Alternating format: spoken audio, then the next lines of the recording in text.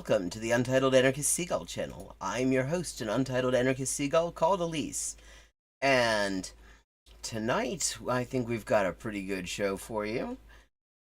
I was reminded in the Discord of a video that I'd actually wanted to have on the list for yesterday, but somehow it didn't show up there. From everybody's favorite charisma-free cult leader, Caleb Muppet. And I'm very excited about this. It's about the anti-woke mindset, and that should be very special. He calls it an essay, and every time he's ever called something an essay, it has been more incoherent than his usual stuff. So, I think we're gonna start out with that one, actually.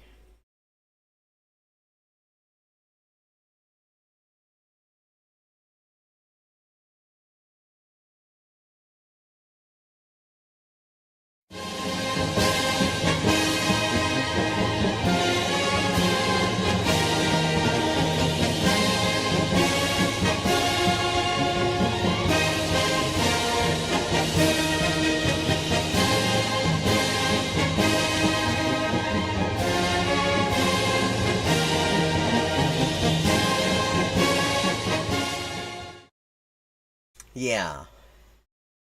Everybody's favorite little cult leader. I am very excited about this video. I'm sure it's going to be a classic.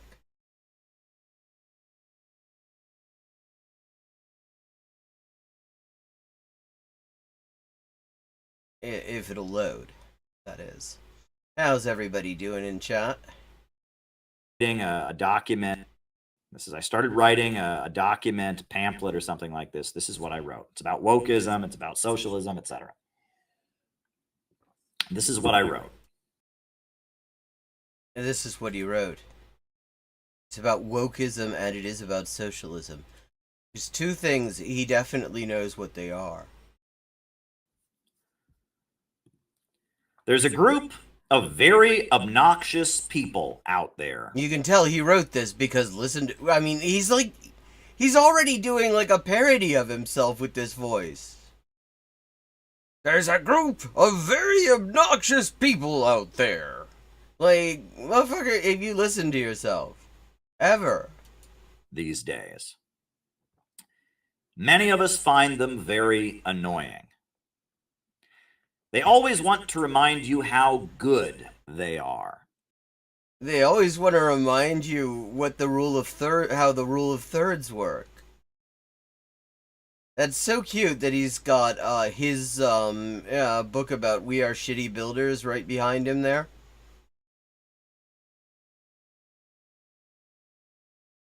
Whatever the latest trendy social media cause is, be it Black Lives Matter, Stop Trump, abortion, transgender stuff, you can be... Yeah, you know, that weird trendy,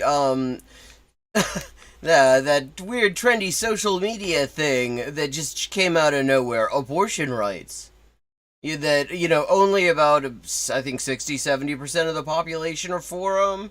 Some more in some polls. It's just a trendy social media thing.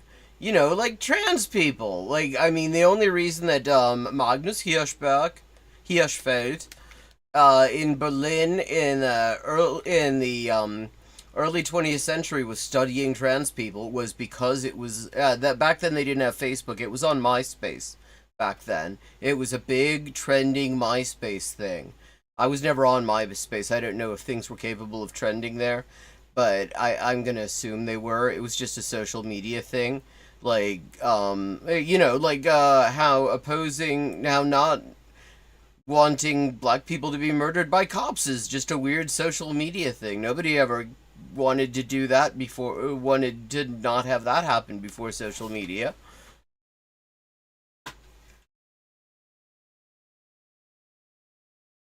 Yeah, I thought I had saved this to my reaction fodder playlist last night. Hey, River Rune. And I couldn't find it, and it takes so long to actually scroll to the bottom of that playlist because I got like 700 things on it at this point that I just decided fuck it. But then Sippy Cup in the Discord linked me to it because apparently it shown up in their recommendations. So I decided it was meant to be. Sure that they are all over it. Furthermore, they really want you to be wrong. They want to discover that you are somehow a bad person. I think it's not so much that they want to discover that. It's that every time you engage with anybody, it turns out you suck. Talking to them is frightening because they are listening to every word that you say. Caleb does not like it when people listen to him. It really does not go well for him when people listen to what he says, because what he says does not reflect well on him. In the hopes of being able to correct you somehow, and thus prove themselves to be more good than you. In their mind, to be more good. The way he wrote this to be a good person is to constantly expose, denounce, and disavow other people. This guy wrote an entire book denouncing what he thinks BreadTube is and claiming it's a CIA conspiracy. The more you call out others, the better you are. But the traits that make them so obnoxious go far beyond their excessive political correctness. They often have a lot of body piercings. What decade is this motherfucker from? I am certain he's actually younger than me, and yet he talks like people, yet he talks like middle-aged people in the 1990s. These damn young people with their grunge bands and their piercings and their fucking flannel. What the hell are they doing? I mean, it is wild. Bonsoir. They often have hair that is an unnatural color. They often classify themselves as being some obscure sexual or gender identity. You know, some obscure sexual or gender identity. I love how it's obscure to him. What the heck? What planet is he from? Wow, what? You're gay? What in the hell is that? I've never heard of a gay. What is a gay? Hello, fellow kids. Could somebody please tell me what a gay is? God, he wrote this. I cannot emphasize enough that he put pen to paper. He put pen to fucking paper. He wrote this thing out. He looked at it again. And he said, I'm going to read this as is. I mean, this sounds like a David Brooks article. They often openly discuss issues related to their mental health. Why can't people, keep mental health issues a secret? Desire to prove to the world that they are good is compounded by a very self-indulgent quest to determine their own unique identity and experience. This guy founded 2 separate cults by the same name. He's written an entire library of vanity books. No one has ever suffered as much. He insists that his cult members call him the ideological leader, to the extent that it's literally in the bylaws of the second for-profit corporation he has founded called CPI.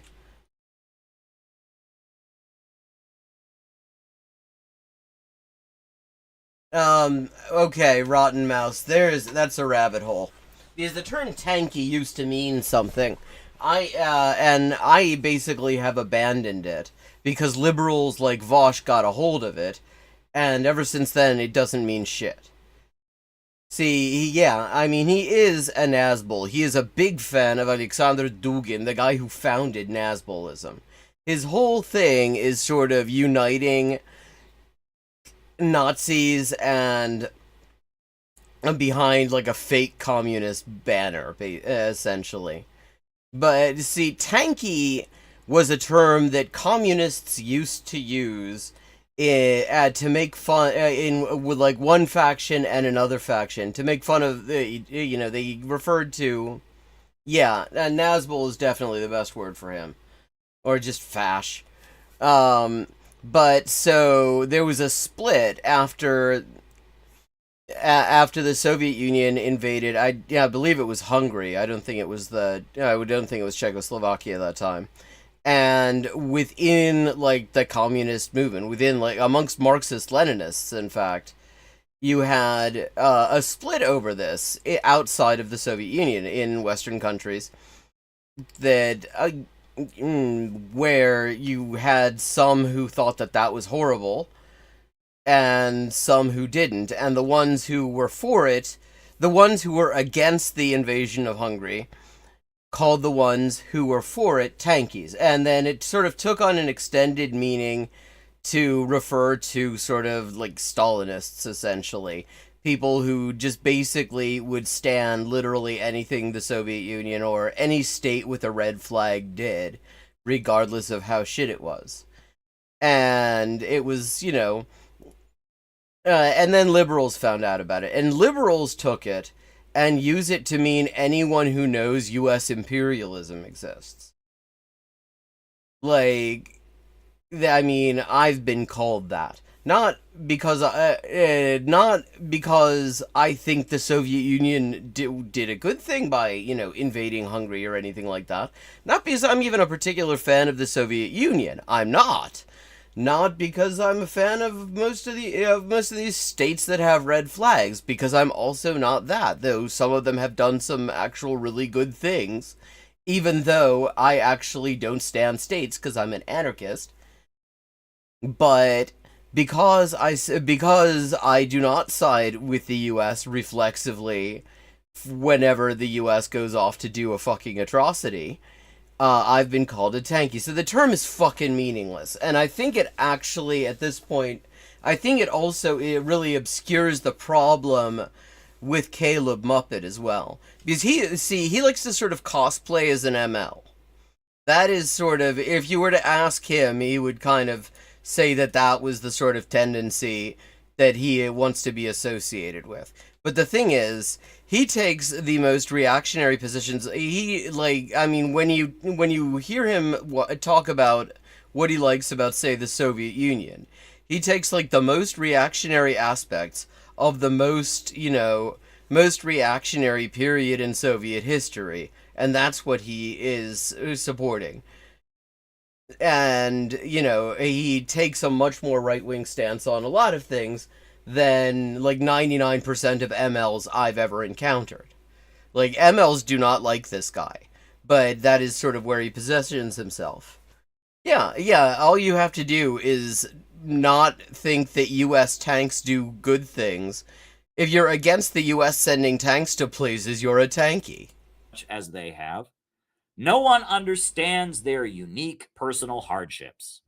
They are constantly seeking to win a gold medal in what some have jokingly called the Oppression Olympics. They are victims, and they are on a personal journey of discovery. One of the real key things about a Caleb Muppet essay is that he will never give examples of things. Discovering and rediscovering the various aspects of their own victimhood. In their mind, he's like auditioning for PragerU at this point. It is great to be a victim because victims are good. And like this is just right-wing talking points. The whole victim thing. This is like if you watch like fucking Pim Tool, which we might do after this, depending on how much I run off at the mouth talking about this motherfucker. but they love to use this framing, how supposedly it's all about how being a victim is good or something like that, as opposed to uniting with people to fight against oppression and exploitation. And furthermore, if you are a victim, then you get to be angry. If you Well, I mean, what are you saying? Are you saying that people who are victims of something should not be allowed to be angry? Like, or is he just pissed off because he feels that because he's more of a victimizer with the exploitative sex cult thing and all that, and the just big ass grift that he does badly, that means he isn't entitled to be angry, and he's a very angry little boy. you are a victim, you express rage and hate, and it's always justified. And no one can tone police you. No one can tell you to cool down and control your God, temper. this is like fucking hell. Like 2014 called. They want their think piece back. You are a victim. Is he gonna say call out culture? Is that where this is going? I mean, you already said political correctness like it's 1993. Is he gonna say call out culture next? I mean, this is just sort of it's like the chart of human evolution. Except it's the culture wars, and it's the he's like speed running the right wing talking points about why they should be angry that people who aren't rich white straight dudes exist. As a victim, whatever you do against someone I wouldn't be surprised if he and Tim Pool actually know each other, because they both were excreted from Occupy. determined to be privileged is always okay. However, underneath the explosive rage is hopelessness. When they aren't exploring their own perceived victimhood and blowing up at people perceived to unfairly have it better than them, they look at the world and their fellow human beings with contempt. I mean, he's telling us a lot about his worldview here. I mean, hopelessness? Like, what's the, like, first of all, examples, please? Citation kind of needed here. But also, your fucking hope is that if the line goes up enough, then we will have communism, by which you mean social democracy with one party and no queers. There's no future. The planet is boiling over. The limited resources are running out. Human beings are a cancer on the planet, constantly wanting more and more, and the future is bleak. See, yeah, okay, he didn't say Malthusianism, but I'm going to count that as a Malthusianism. Because he takes an actually fairly accurate point, namely that there is climate change, and that we need to fucking do something about it. And then he immediately moves it over to, like, the Agent Smith humans are the virus thing. One can prove they are good by using a low flush toilet or riding a bicycle instead of driving a car. One can vandalize prominent works of art or scream into social media. This motherfucker wants to, like, abolish abstract art, and now he's a fucking art lover. But all of that probably won't do much good. The future is dark and hopeless. Rage when you have the energy, and stew in self-doubt when you are too tired to rage anymore. And of course, like,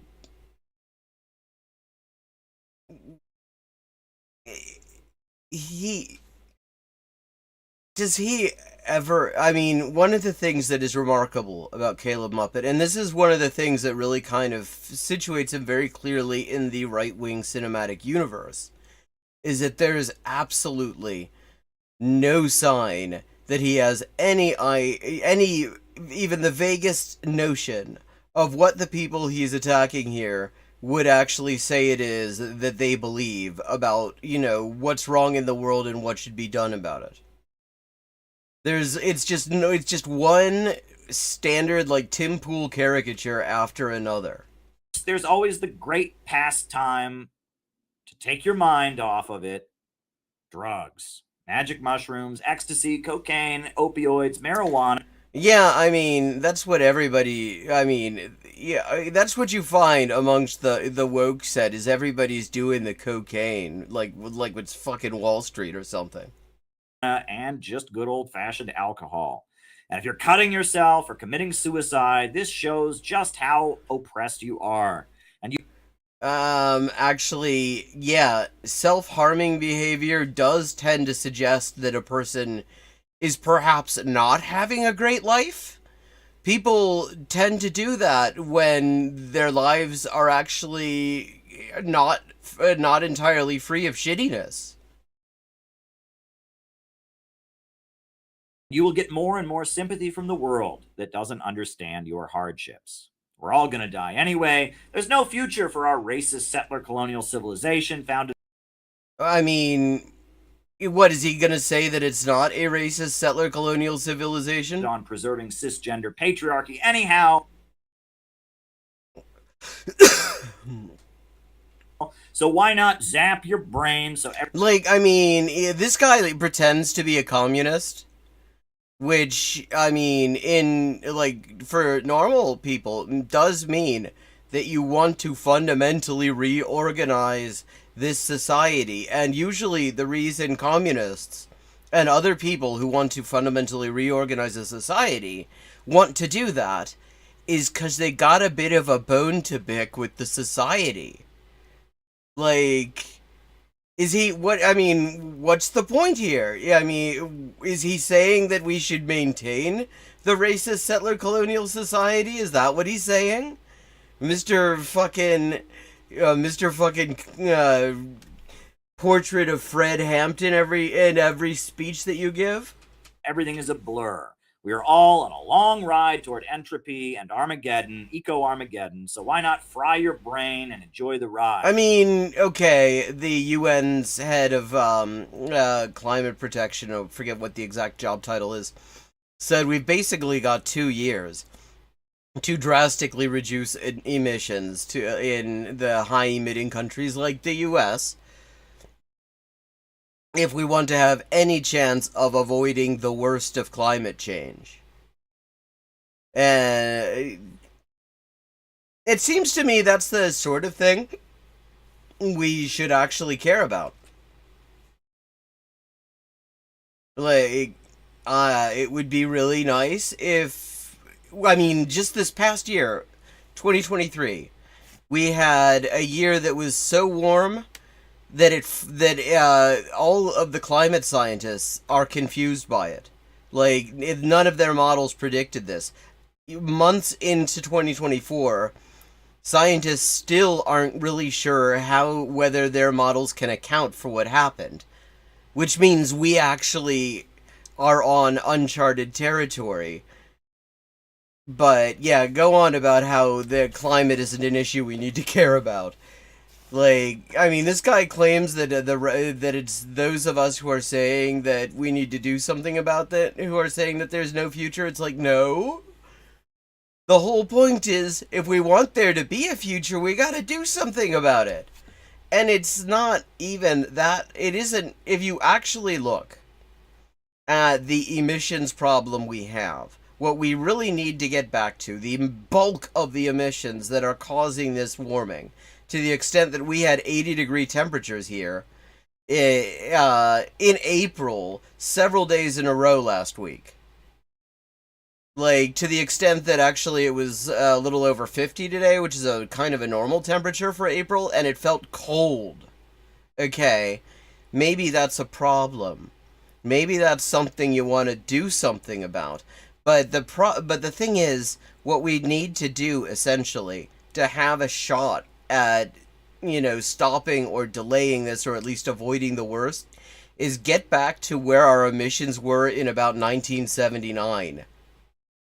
And a lot of that we could do just by getting rid of a lot of extremely pointless shit that does not benefit anybody. We could get very far in that. Like, for example, there's the US military. Or there's like there's the fucking Israeli military, which is just like the bollocks of the U.S. military, and their genocide in Gaza has accounted for a substantial amount of the world's emissions since it started. Like, stopping that is actually not only good for the climate, but it actually is just good generally. Even if they were fucking carbon neutral genociders, it would still be good to stop that. I mean, this is just wild. And nothing stokes their rage more than seeing people who have opposite sentiments. Exercising and physical fitness are triggering. People I don't think he knows what those words mean. starting their own business or getting excited about their new project. Well, so, like, this is the guy who says he's a communist, and he's saying that we should not be annoyed with capitalists? Just have to be shut down. How dare these people be optimistic? How dare these people be happy? How dare these people not share the hopelessness and resentment that defines their... Like, where is he even getting this? Like, pretty much all the people that he's talking about are people who've got a million projects on the go. It's like, I mean, this is just wild. He is talking to people. This is a self-selection thing, essentially. Anyone who's watching this who has any familiarity with the people he is caricaturing tunes out at this point. Is like, yeah, I mean, this is bullshit.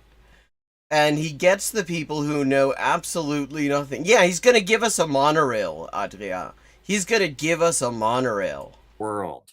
If someone's confident, fit, optimistic, happy, or working towards something good, they must be stopped. They must be fascist. They must be a bad person. No, that's not why we don't think that you're a fascist because you're working towards something good. Because there's no sign that you are working towards anything good.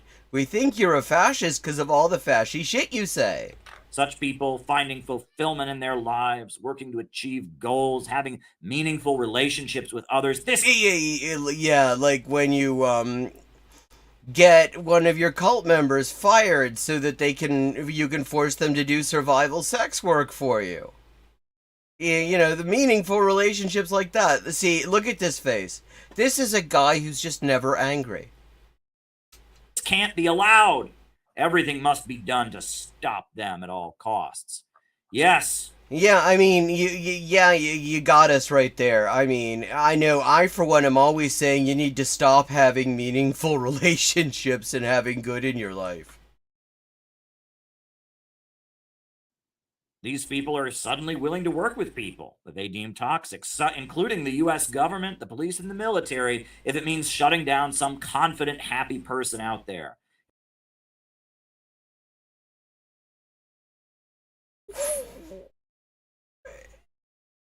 What? Yeah, that's what's the... I mean, what kind of cartoon universe is this from? If they can take down someone who exudes a very different vibe, that is the most important. Yeah, well, he does exude a very different vibe. I guess we can give you that, Caleb. You do exude a very different vibe. Victory that can be achieved. They might feel good for a day or even a week, but then it's back to the same old cycle of hopelessness. We have all seen this type of person. It's not just about politics. It's much... No examples provided. ...deeper. It's a mindset that is being actively pumped out and cultivated from the highest levels. As people who want the best for ourselves and our families and our country and our community, we are repelled by it. Who's we? Who's we? I thought this was you writing, Caleb. Is this the edit? Is this the royal we? Is he like the king now? But if we are honest with ourselves, we have our own share of it inside. We all do. What makes us different from the pink-haired menace is the pink-haired menace. Tag yourself. I'm the pink-haired menace. I'm not sure if he's still in a beef with Hinks and Jackal. I still don't know what the fuck the beef was. That while they embrace it, we are fighting against it. It Embrace might be harder what? Fighting against what? on some days than others, but we are actively trying to suppress this pessimistic, destructive, rage-filled, depression-prone sentiment. When we see woke people, they horrify us. However, Wow, he's suppressing his rage-filled sentiment by talking about how enraged it is when he sees somebody who has pink hair. when they aren't attacking us and making our lives unpleasant, we have to admit that we kind of feel sorry for them. They are useful in a way as a negative example. I mean, this is, I have to say, I've seen, like, I've actually seen Hitler speeches that sound like this. It is actually the sort of thing, I mean, not with the pink hair and the stuff, I mean, obviously, and the piercings, but this style, like, if you read the speech, like, Hitler gave the speech talking about degenerate art and alte Kunst, and it is full of this kind of crap. Like, I mean, he just tells on himself. This entire style. Oh, we feel sorry for them. We're not rage-filled or anything. But when I see one of these motherfuckers with that pink hair and the fucking different sexualities, the obscure sexualities like gay, it makes me a little, like... Yeah, the pink-haired menace. This is part of what we would become if we ever gave up the fight. I want to see him with pink hair. If we surrendered to this part of our minds that the social media apparatus and the richest and most powerful people in the world are trying to empower, we would... Like, literally the richest and most powerful people in the world are spending huge amounts of money on any hack that will give this basic speech about the pink hair and the obscure sexualities like gay. Would be just like them. We would be miserable, determined to make others miserable. We would... Das liest er ab. Das hat er geschrieben. Und man merkt es ja schon an seinem Tonfall. Der deklamiert. Be repugnant, unpleasant, and hopeless. And we don't want to be that. See, this is him being unrepugnant, pleasant, and hopeful. And we know that. As hard as it might be, we have made a commitment to ourselves not to be this way. But we have realized that probably the most useful thing in not collapsing into this state of being is other people. And we can't do it alone. We need friends. We need somebody to... Yeah. He does love Chinese billionaires. He likes billionaires in general, in fact.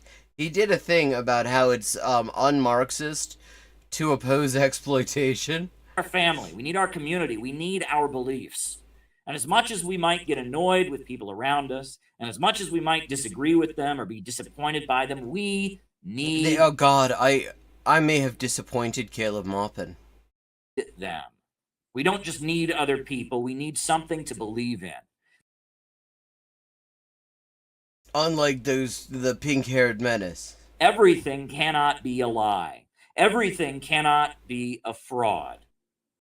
Well, yes, but like everything that Caleb Maupin says can be. Truth has to exist, and we need truth. Oh God, is he about to do a Fox Mulder now? With which we can build and stand with other people. Truth and other people who can build with us. We need to create. We need to perform. We need to beautify the world. We need to improve things. Wow, unlike the pink-haired menace, he wants things to be better. See, that's the disagreement, because if you talk to pink-haired people, who are apparently a recognizable, identifiable political group, according to Caleb, you talk to them, they'll say, no, what we need is for things to be worse. We want things to be worse. We need to help people. We need to feel a sense of satisfaction that he, for example, helped people by collecting rent off of people to live in a shitty hotel in Jersey City in his cult. comes from Like making 5 to a a room. contribution. And it's not about making money. It's not about getting a better reputation. It's about taking the world around us and exerting our effort to improve it. Like, does he realize that, like, literally everybody says they want the world to be better than it is? Like, you're not going to find pretty much anyone outside of, like, I don't know, Skeletor or something, saying that the world needs to be worse. The question is what we think makes a world better or less so. We want living standards for the people of our community to go up. We want the level of material What is your community, though? comfort and technological advancement to increase. We want people to live longer and have more children. We want life to be easier. Why do they have to have more children, though? I mean, why don't we... I mean, living longer, cool, all for it. But, I mean, maybe people should have as many kids as they want, and if that is no kids, that's also cool. Like, why are we outright saying we want them to have more children? Easier and more comfortable. We want hope. We want community. We want truth, and we want to grow. And if this personality that I've just described, this completely nondescript personality, this personality that wants good things and doesn't want bad things, this personality that I have very specifically designed so literally any rube can see themselves in it if they just don't realize how nondescript it is. this way of existing and being that stands as the way of existing and being where you want good things. starch dichotomy. A starch dichotomy. You know, that's like, that's the kind of, you have to ask for that kind of dichotomy when you go to the dry cleaners. They will ask you, do you want a dichotomy? And you have to say yes, and I want it starched.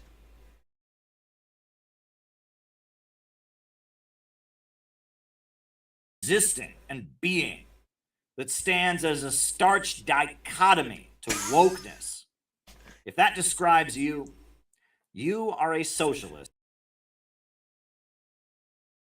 So a socialist is somebody who does not have pink hair and wants good things.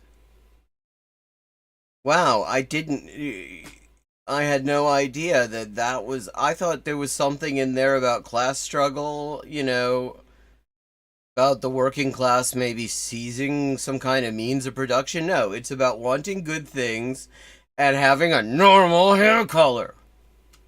Or a communist. Now let that sink in. I know it's contrary to everything you've been taught. Yes, I mean, that is the starch dichotomy. You know, shirts that can stand on their own versus shirts that don't, that have pink hair and they want things to get worse and they talk about their mental health and they have obscure sexualities like gay.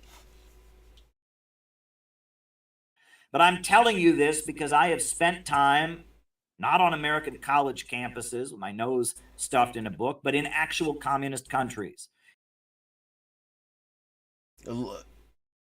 Like which ones? And actually socialist societies led by actual Marxist-Leninist parties. Like, because at this point, there aren't that many of them. In fact, I mean, again, he's like 30-something. There's a limited number of places that actually even fit that description. I mean, it's basically Cuba at this point. I guess, I'm not sure if Laos is strictly Marxist-Leninist. I mean, Vietnam has its own thing with Ho Chi Minh thought. Although it is, I mean, you know, from what I've gathered from Luna Oy, it is compatible with MLism, but Vietnam and China don't always get on particularly well. And the thing is, Cuba is certainly Marxist-Leninist and also woke as fuck. If anyone has the right to tell you what communism is, it's me.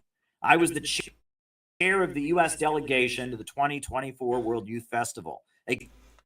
The World Youth Festival to Russia, which is not only does not even claim to be communist, but if you watch, okay, there's a YouTuber, an ML YouTuber from Russia called Andrei Rudoy.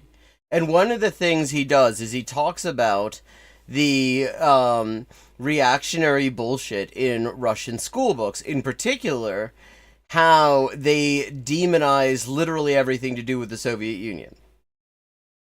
Like, literally demonizing anything to do with the Marxist-Leninism that, again, he claims to be associated with.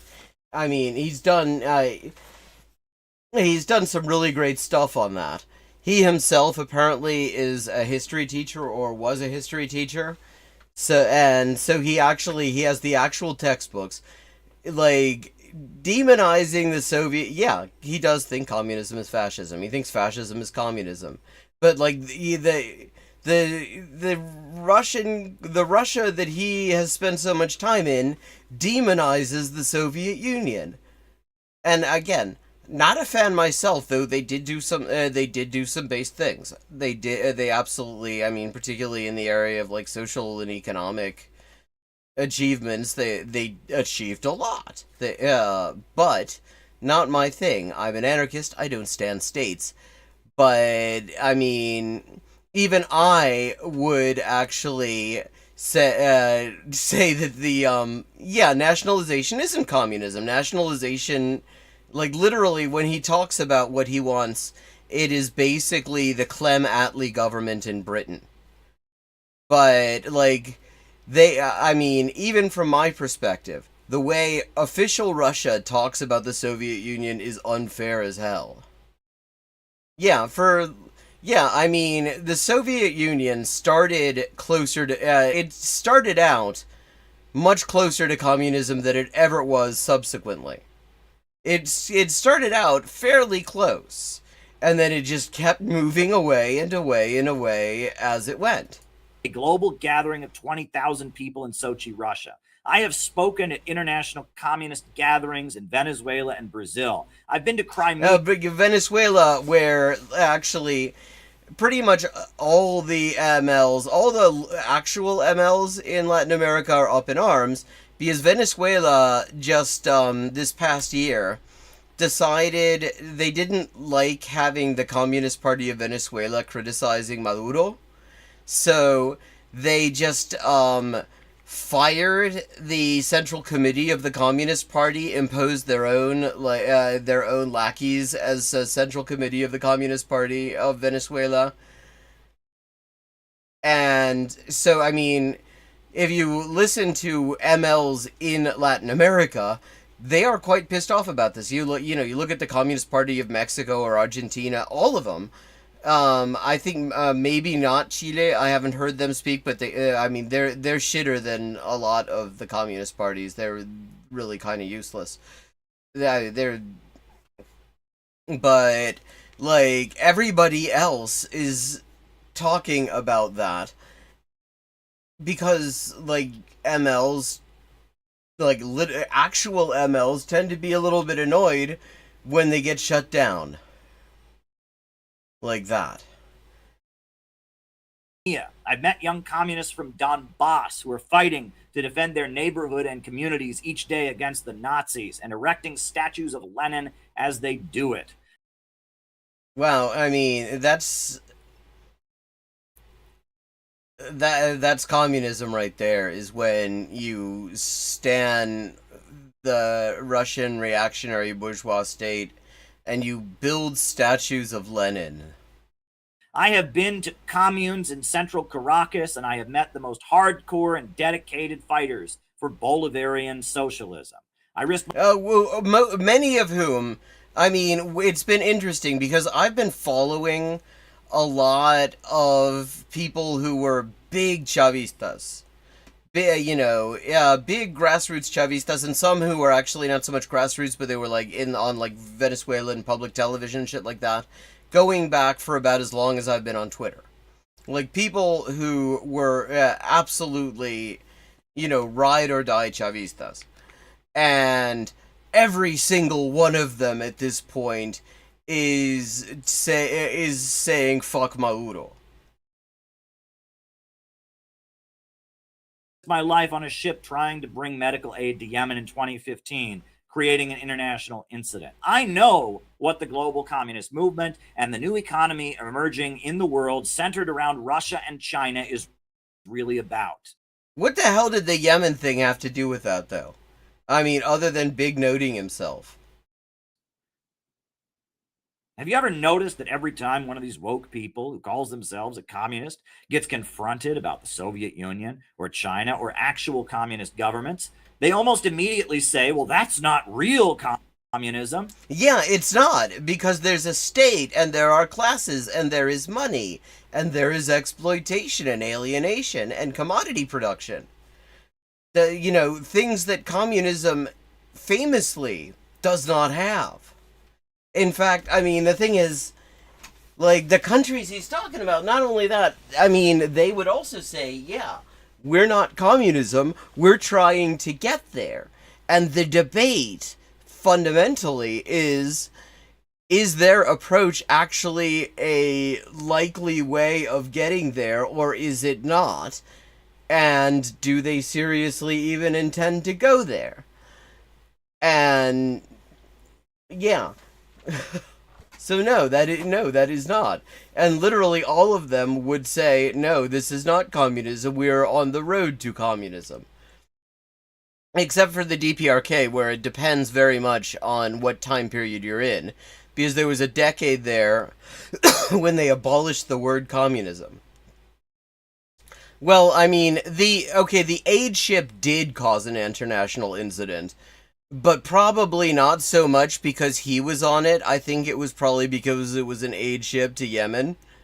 And less so because they had a Caleb Maupin on there.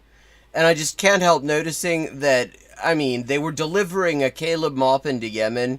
And Yemen said, yeah, no, we're good. You can keep him.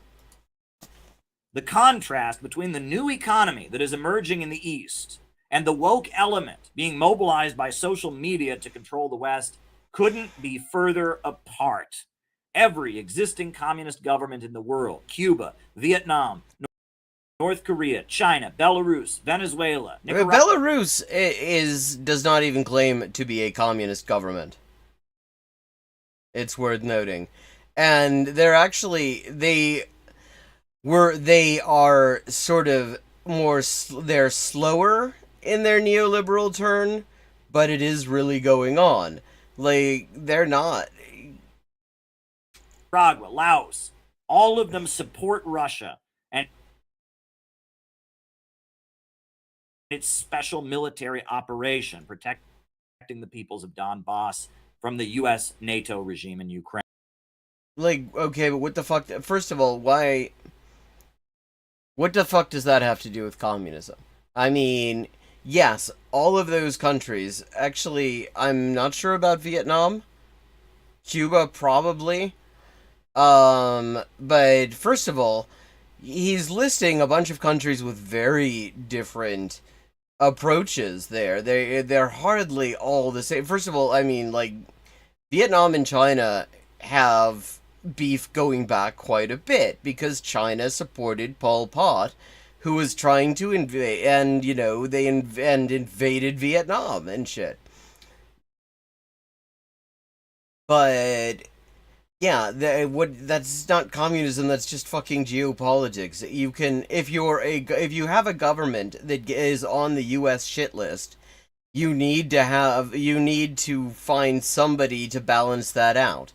So naturally, the tendency is going to be, I mean, previously it had been to align oneself with the Soviet Union. Now there's no Soviet Union, so it's like Iran and Russia and China. Ukraine. Yet almost none of the woke socialists in the Western countries do. I don't know if he watches this one. I know that he has watched my stream before because he showed up in my chat. This is way before this is back when I would be like refreshing my chat window just in hopes that somebody might show that somebody just was delayed or something like that, because all I was getting was link spam. Like, nobody was watching my channel at this point, like 2-3 years ago. And Caleb Maupin suddenly shows up in my chat demanding that I drop everything and debate him, and then I blocked him. I was playing chess at the time, and I blundered a rook. I was playing chess badly at the time. And and he then took an unflattering screenshot, claimed that I was terrified, and blocked him, when in fact the picture he got was me blundering a rook. I hadn't even noticed that he'd left this message. But so he has in fact seen me. He has in fact watched my stream. The woke people hate religion and are determined to lash out at anyone who would dare argue for the existence of God, or even the notion that objective morality and right and wrong exist. Those are very different things, and no, none of that is true. I mean, when you look at your really militant, in-your-face atheists, they're not what you'd call woke. In fact, a lot of them are, like, anti-woke grifters. And they're such grifters that they've actually stopped calling themselves atheists because they realized that the right-wing atheist money was drying up. So, like, fucking Richard Dawkins calls himself a cultural Christian now. But Daniel Ortega and Nicolas Maduro are Roman Catholic Christians. The leader of the Russian As opposed to what, Roman Catholic Muslims? Communist Party, Gennady Zyuganov. What the fuck did he just call him? Catholic Christians. The leader of the Russian Communist Party, Gennady Zyuganov. Gennady Zyuganov. Yeah. Gennady Zyuganov is a Russian Orthodox Christian. The leaders of the... Yeah, he's also shite. I mean, lots of Russian MLs are unimpressed with the CPRF precisely because they stan this right-wing ass government and everything. Anti-imperialist forces in the Middle East battling Israel tend to be Muslims, Sunni, or Shia.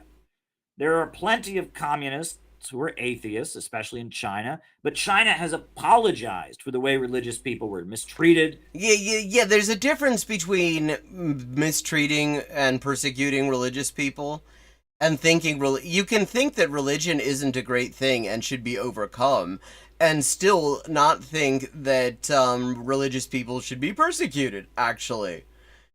In fact, I mean, this is kind of hilarious that he's talking about this, because he has historically denied that anything was happening to the Uyghur Muslims in Xinjiang. Yeah, that is the drama between me two. That is the drama. He showed up, I blocked him. And I also at one point called him, because I had misunderstood what was actually a joke that the Surfs and Thought Slime had done on a stream once. I had said that I had used sort of a Star Wars opening thing for a video I did of him, and I called him a humble international banker's son. And he called me a liar for that. And so I decided, I wanted to know if this was something I could double down on, or whether I was in fact wrong about it. And so I went and I did my due diligence, confirmed that no, his father's not a banker. His father's also extremely easy to look up, which is why I don't give details, because I'm not trying to dox his dad.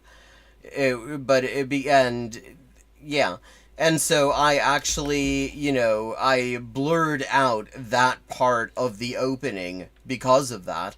because there's so many things that are factually accurate. Oh wow, I did not know that he had shown up there. Yeah, that dentistry video was wild.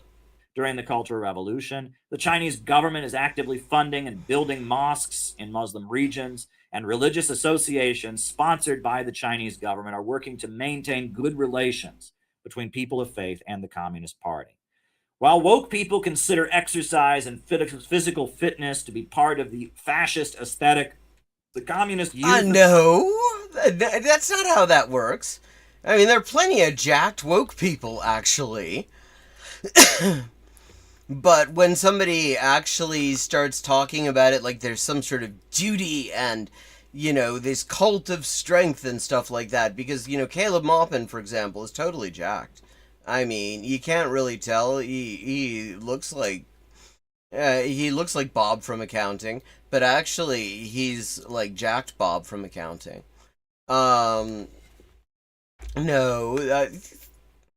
of the world wake up each morning to exercise together, moving their bodies in unison. But the biggest difference gets wait, I thought that Caleb Maupin had a problem with people moving their bodies together. Down to this. What have communist governments done and tried so hard to do in every place that they have ever taken power? What do you think it's going to be? Oh, I actually did the dentistry video on stream. I think that I did a highlight of it.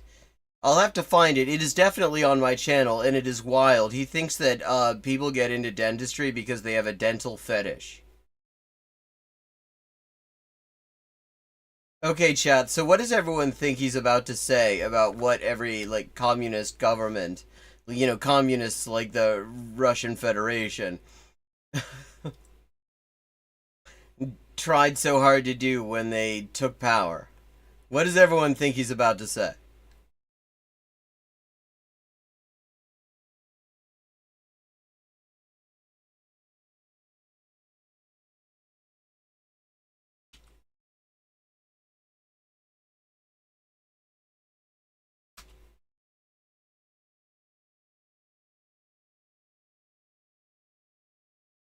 Oh, well, yeah, right.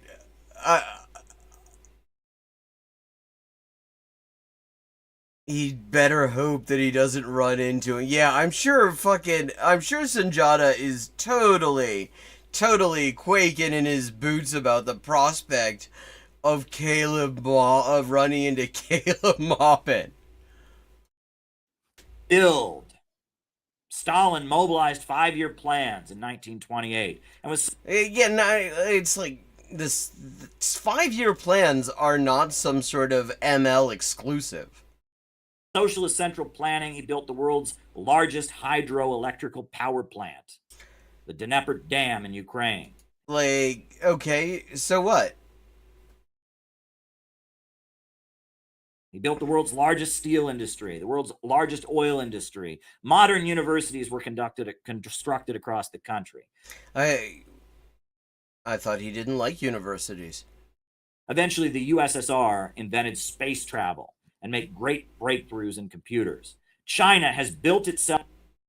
I mean, their breakthroughs in computers had a lot to do with cloning IBM and Apple computers. Yeah, I mean, a 5-year plan doesn't mean shit. I mean, there was literally, the Nazis had a ministry for the 5-year plan. That's just a thing. I mean, economic planning is not some sort of communist exclusive. And it's certainly, and not an ML exclusive. It's not necessarily even a good thing. It depends what the plan's for. And in whose interest. Up to be the second largest economy in the world. It has the world's largest telecommunications manufacturer. It's producing half the world's steel. Communists in what's your point? Vietnam have created an economic miracle. Communists in Cuba have created a society with the best medical schools in the world and huge huge achievements. Yeah, and for a decade now, they have participated in the International Days Against Homophobia and Transphobia, and they recently overwhelmingly voted to abolish the nuclear family as the default the default framework for the concept of the family. uh, In literacy and medical care, the highest life expectancy in Latin America. The actual communists of the government, communist governments of this world, just like you, the actual communists of the government stand in a starch dichotomy.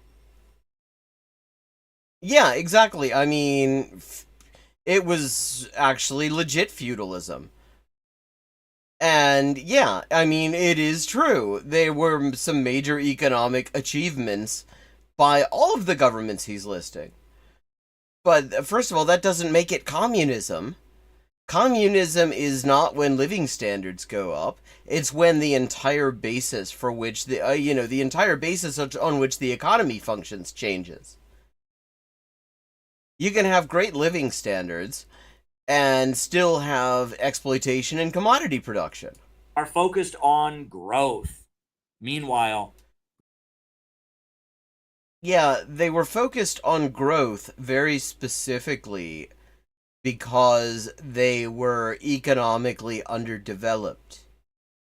All of these countries, when they started out, were all in one way or another like feudal or post-colonial or like quasi-feudal societies that had a huge deficit economically and socially to overcome because they had undercapacity, they had underutilization. Growth is not inherently a good thing.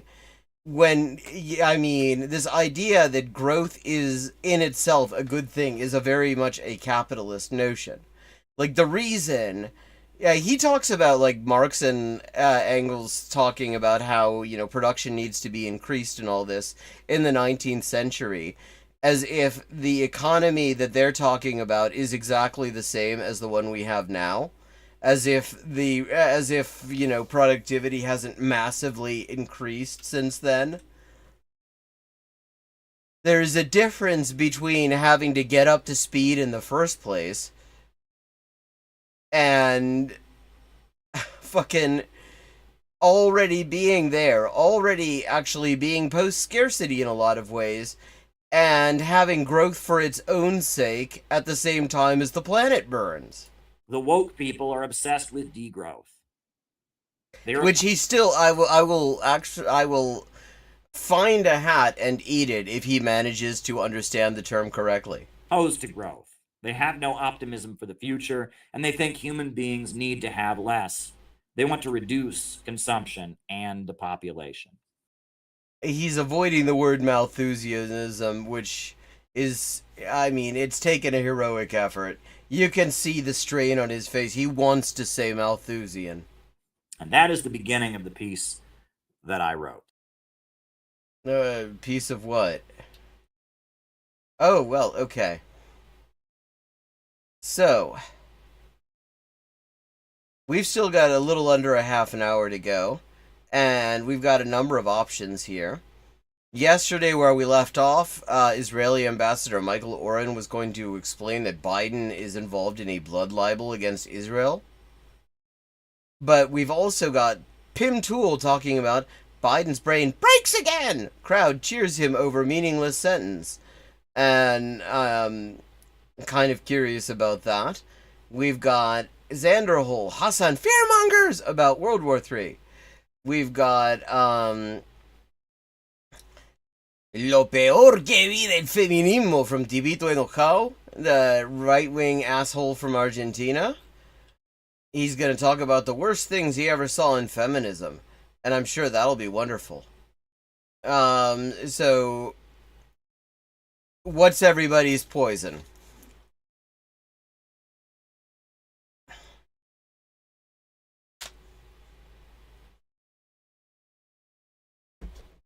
Any particular preferences?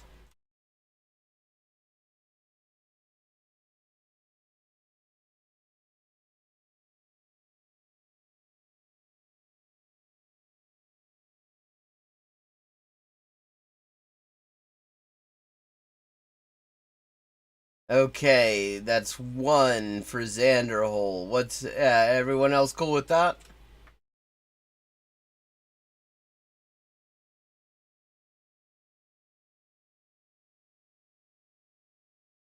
I'm counting it as Malthusian. He used the definition, even if he didn't use. Okay, Xanderhole it is.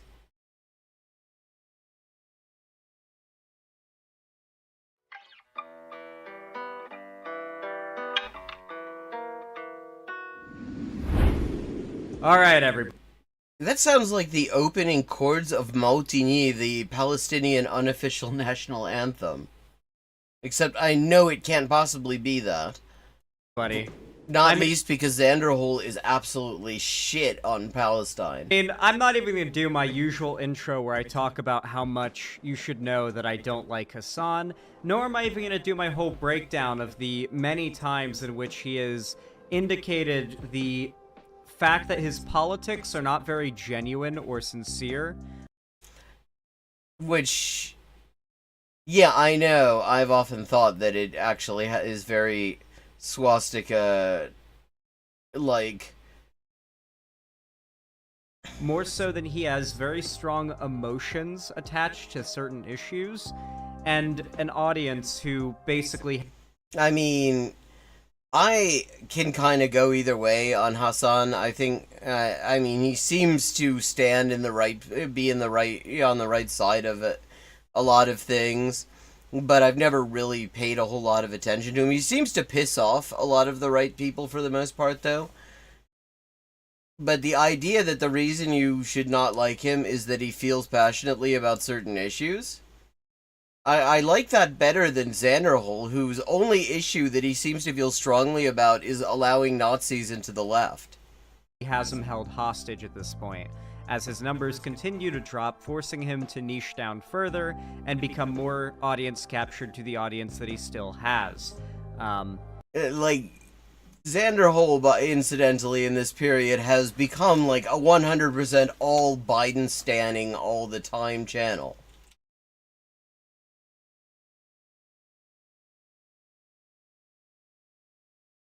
And, you know, I get my fair share of shit even from my fans for criticizing Hassan because they still like him.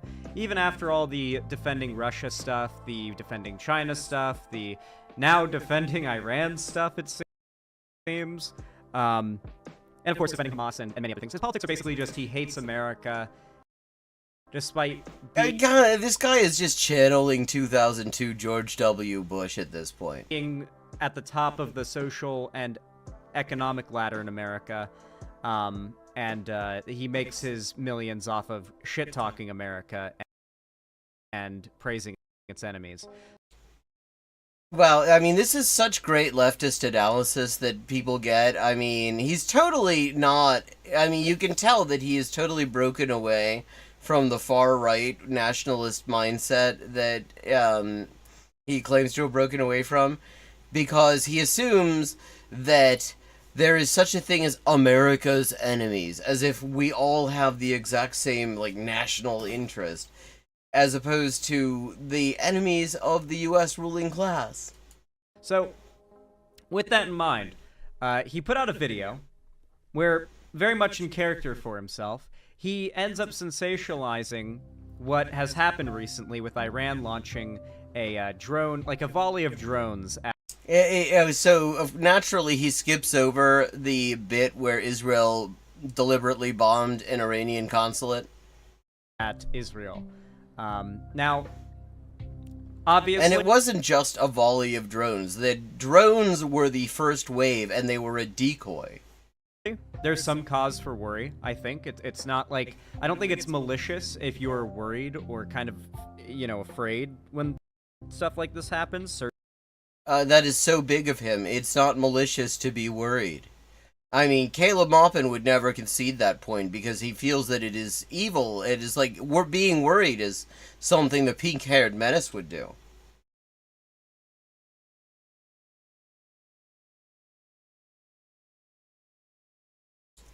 Lance of the Serfs, I don't think he and Vosh actually get on. I know he definitely does not get on with Xanderhole. They've had beef because Xanderhole has done entire videos like libeling him. Certainly of, like, say, American soldier boots on the ground in Iran or back in the Middle East or whatever. But back in the Middle East, they never left. They're still there. There are U.S. occupation forces in Jordan, in Syria, in fucking Djibouti, in Iraq. They're all over the place. this is very unlikely. Biden has even said that this isn't happening. And It literally already I happened. really am getting tired of this constant World War III is about to happen. There's about to be another draft. Like, maybe, why not be a little bit tired about the fact that the U.S. keeps on trying to provoke potentially apocalyptic conflicts for absolutely no good reason? Like, maybe that's the thing to be tired of, not people pointing out that it could have far-reaching consequences. Because, yeah, actually, what the U.S. is doing in Gaza and what the U.S. has been doing in defense of the right to do genocide in Gaza does actually raise the possibility of a wider war that could be extremely devastating on a much larger scale. That is something that it is reasonable to be a little bit fucking concerned about, actually, Xanderhole. Sort of fear-mongering that pretty much everybody does, right and left, but Hassan notably is one of the biggest lefty figures who does this kind of thing. There's never going to be another draft. World War III is not coming. And How the fuck do you know? hating America is not a valid political, like, ideal. you Yeah, know? what did the U.S. ever do except for a whole lot of fucking genocide? Like, everything America does is bad by principle, rather than on a case-by-case basis. Well, the thing is that you go on a case-by-case basis, and then it turns out, like, every case you look at is fucking horrible. And even when the U.S. appears to be superficially doing something that might be unobjectionable, there's something fucked up going on as part of it. Considering the evidence and the parties involved. Regardless, we're going to go ahead and watch this video, because it's now getting Hassan absolutely cooked on Twitter. For just an example, I'm going to take a sip of water and read just a few of these tweets. Oh, I can't wait to see him getting cooked on Twitter.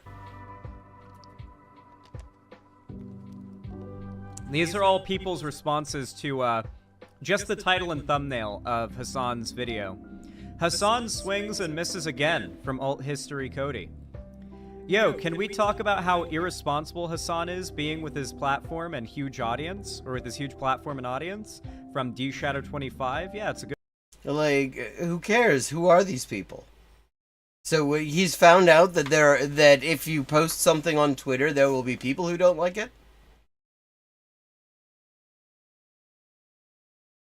Yeah, I think Lentz can be quite naive at times. I mean, he said some things about Bernie Sanders that actually give him way more benefit of the doubt than he deserves. Like, he seems to be under the impression that Bernie Sanders invented the whole 99% versus the 1% thing, versus incorporating it into his speeches after Occupy Wall Street started making that a thing. Good point. Hassan rates... Oh, that's nothing to do with this. God, please draft Hassan into the army. Oh, come on. You can do this, Mouse. No, you can't, Mouse. Go on strike. We're all standing with you, Mouse. El Hassan. Nothing ever happens. This is, of course, a very important thing you guys need to remember. Nothing ever happens, alright? Listen to me, Nothing Bros. We hold the line. Nothing ever happens. Nothing will happen. Nothing's gonna happen from all of this. What the fuck are you...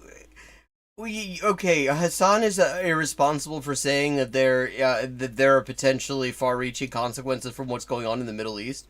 Something all sorts of people, all sorts of fucking experts on the Middle East have themselves said. Something that people within, like, the U.S. State Department have expressed concerns about. So, but saying nothing ever happens and nothing will happen, that's responsible? But, like, based on what? What makes you think nothing is going to happen? Like, shit's already happening. The US has started a war with Yemen. There is a genocide going on in Gaza that the US is instrumental in committing. You know, shit already is happening. We're holding the line. Nothing ever happens, okay? God, I love that meme. Anyway, we really do hope that nothing ever happens. To be very fair here, we do not want World War III, a draft, or nuclear war. It's not going to happen. But how the fuck would you, like, I mean, I tend to think a nuclear war at the moment is relatively unlikely. But, I mean, how the hell does he feel so confident in saying this? Like, nobody who knows anything about this is that confident in saying this. But this motherfucker, who makes Destiny look like fucking Hypatia of Alexandria.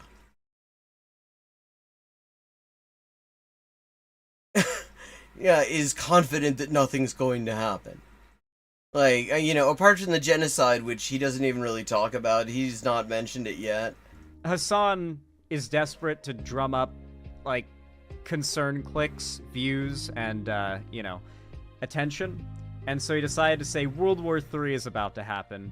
This really is just sort of in character for Hassan, but for some reason I thought he might be above this type of obvious clickbait. Anyway, let's take a look at the video. It's 30 whole ass minutes long, and Hassan is, like, really... This video of Xanderholes is 51 unedited minutes long. Like, I can't stand the guy, so we're probably not watching the whole thing, but I did turn it up to 1.3 times speed, so we'll get a fair chunk of it watched, you know? Let's see. Why does Hassan think World War III is going to happen? The least trustworthy predictor of anything involving foreign policy and war in all of the lefty sphere. Let's hear his predictions about how this is... Wait, he's the least trustworthy? Like, again, I don't hold a brief for Hassan. He seems more or less okay on the things I've seen him on, but I mean, I just don't think that you could say that he is the least... In a world where, like, Xanderhole exists, I don't think that anyone could possibly, other than him, be the least trustworthy. Going to lead to World War III. At least we know now it's not going to happen because he said it will.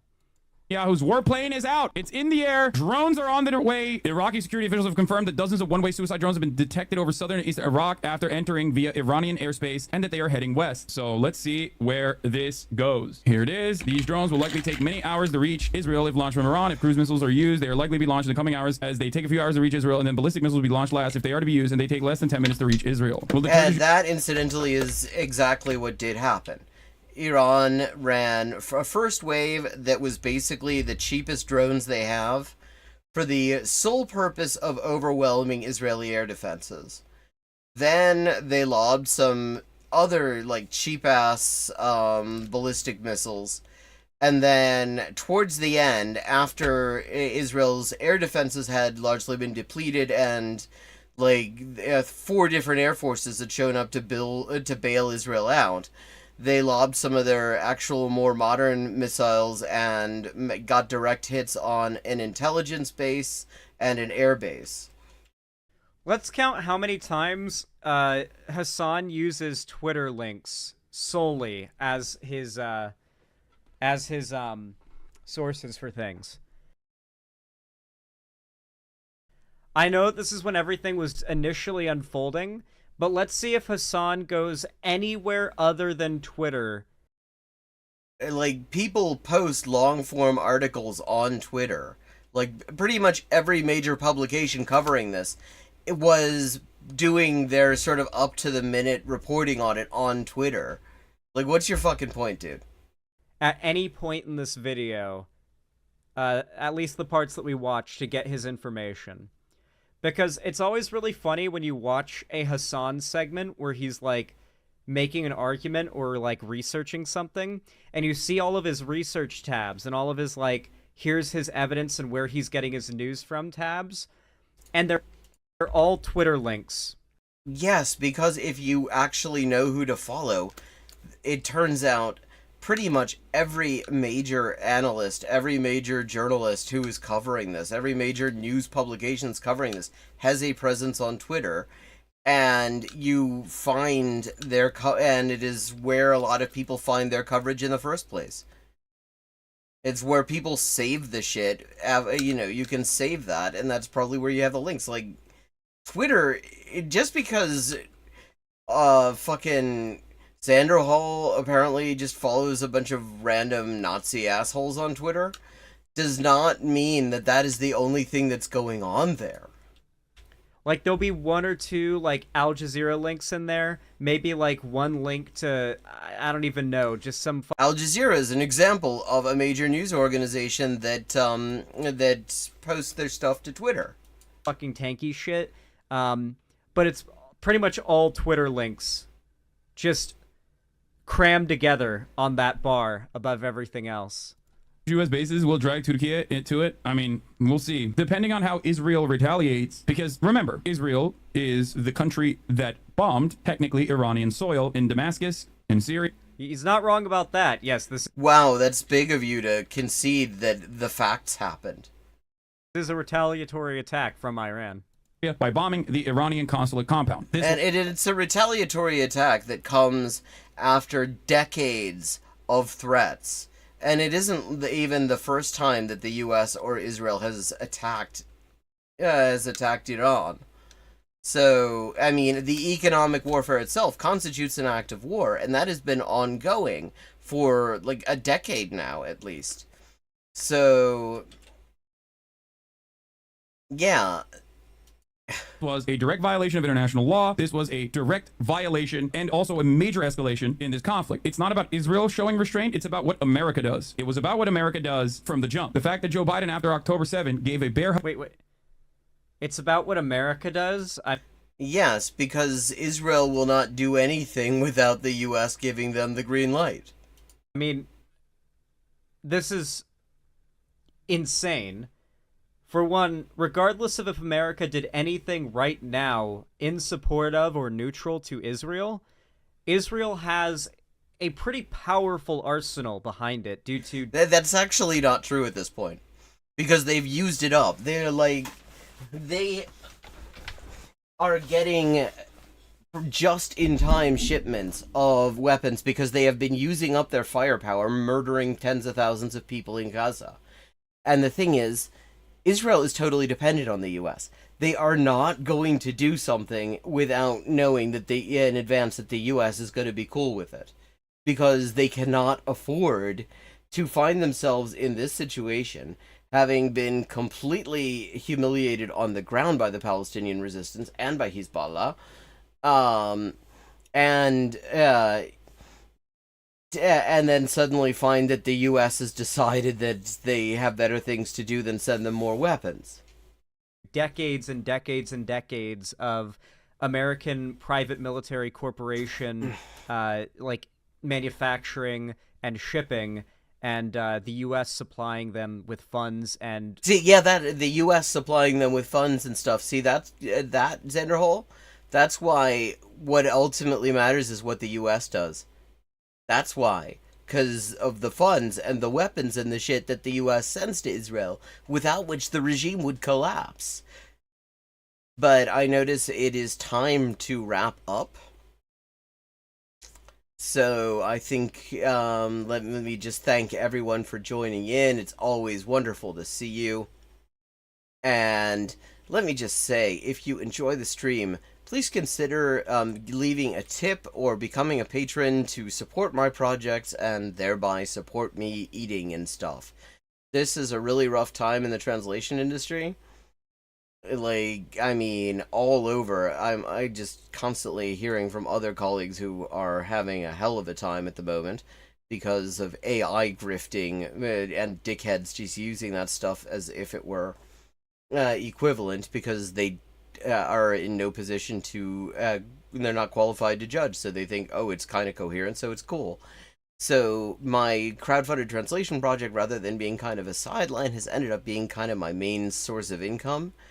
And So any support, so any kind of contribution to that project is a big help to me, and it also helps expand the English language Marxist canon.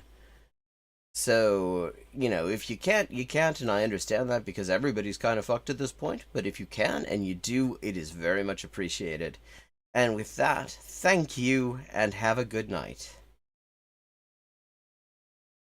I will see you on the Discord. Actually, let me just drop the Discord link in case there's anyone in chat who is in chat and not yet there.